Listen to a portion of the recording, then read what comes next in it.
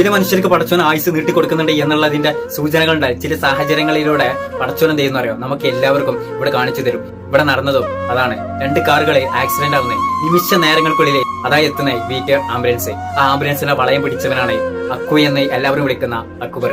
ദൈവദൂതനെ പോലെ ചിലവരെ നമ്മുടെ അടുത്തേക്ക് ഇങ്ങോട്ട് എത്തും, നമ്മുടെ ജീവൻ സംരക്ഷണത്തിന് വേണ്ടിയിട്ട് എന്ന് നമ്മളൊക്കെ പറയാറുണ്ടല്ലോ. അതുപോലെ എത്തിയിട്ടുള്ള ഒരാളാണ് അക്കു. കാരണം എന്താന്ന് വെച്ചാല് ഒട്ടും പ്രതീക്ഷിക്കുന്നില്ല, ആരും ഫോൺ വിളിച്ചതോ ഒന്നും തന്നെയല്ല. വേറൊരു കേസ് കഴിഞ്ഞാണ്ട് മടങ്ങി വരുന്ന ആ ഒരു സമയത്താണ് അക്കുവിന്റെ മുന്നിൽ ഈ ഒരു ആക്സിഡന്റ് അവിടെ നടക്കുന്നത്. ഒരു ദൈവദൂതനെ പോലെ അക്കു അവിടെ എത്തിയെന്ന് ഞാൻ പറയാനുള്ള കാരണം എന്താണെന്ന് വെച്ചാല് അവിടെ ഒരു അപകടം അവിടെ നടന്നു. ആ ഒരു വ്യക്തിനെ ഹോസ്പിറ്റലിലേക്ക് എത്തിക്കണം എന്നുണ്ടെങ്കിൽ ഒരു ആംബുലൻസ് വരുന്നത് വരേക്കും അവിടെ വെയിറ്റിംഗ് അവിടെ ചെയ്യണ്ടേ. പക്ഷെ ഇതോടെ വെയിറ്റിംഗ് ചെയ്യേണ്ട ഒരു ആവശ്യം അവിടെ ഉണ്ടായിട്ടില്ല.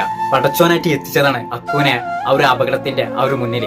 അല്ലെങ്കിലും അക്കുവിനെ പോലെയുള്ള ഓരോ ആംബുലൻസ് ഡ്രൈവർമാരും ഇൻസിഡന്റുകൾ എവിടെ തന്നെ നടന്നാലും കെട്ടിപ്പിടിച്ച് കണ്ട് ഓടി വരാൻ വേണ്ടിയിട്ട് തയ്യാറായിക്കൊണ്ടിരിക്കുന്ന ആൾക്കാരാണ്. നേരെ അക്കു ഇറങ്ങിയിട്ട് ഏത് വ്യക്തിയാണോ ഏറ്റവും കൂടുതൽ ഡേഞ്ചറിൽ നിൽക്കുന്നത് ആ വ്യക്തിയുടെ അടുത്തേക്ക് പോയി. അത് നേരെ പോയത് ആരുടെ അടുത്തേക്കാണ്? ആ വൈറ്റ് കാറിലുള്ള ആ ഒരു വ്യക്തിയുടെ അടുത്തേക്കാണ് ഇവിടെ പോയത്. ആ വൈറ്റ് കാറിന്റെ ഡ്രൈവർ അവിടെ ജാമായി നിൽക്കായിരുന്നു. കാരണം സ്റ്റിയറിംഗ് കൊണ്ട് വന്നുകൊണ്ട് ഇടിച്ചിട്ട് ആ ഡോറെല്ലാം വെട്ടി പൊളിച്ചിട്ടാണ് ഒരു ഡ്രൈവറെ പുറത്തേക്ക് എടുത്തതും കറക്റ്റ് സമയത്തെ ഹോസ്പിറ്റലിലേക്ക് എത്തിച്ചതും അക്കു എന്ന് പറയുന്ന അക്ബർ. ഒന്നും തന്നെ നോക്കാതെ ജനങ്ങളുടെ സംരക്ഷണത്തിന് വേണ്ടിയിട്ട് ആംബുലൻസിന്റെ വളയം പിടിക്കുന്ന ഡ്രൈവർമാർക്കും തക്ക സമയത്ത് അവിടെ എത്തി ആ ഒരു മനുഷ്യനെ ജീവിതത്തിലേക്ക് തിരിച്ചു കൊണ്ടുവന്നിട്ടുള്ള അക്കുവിനും ഒരു ബിഗ് സല്യൂട്ട്. കാരണം ഓരോ ആംബുലൻസ് ഡ്രൈവർമാരും മാലാക മക്കളാണ്.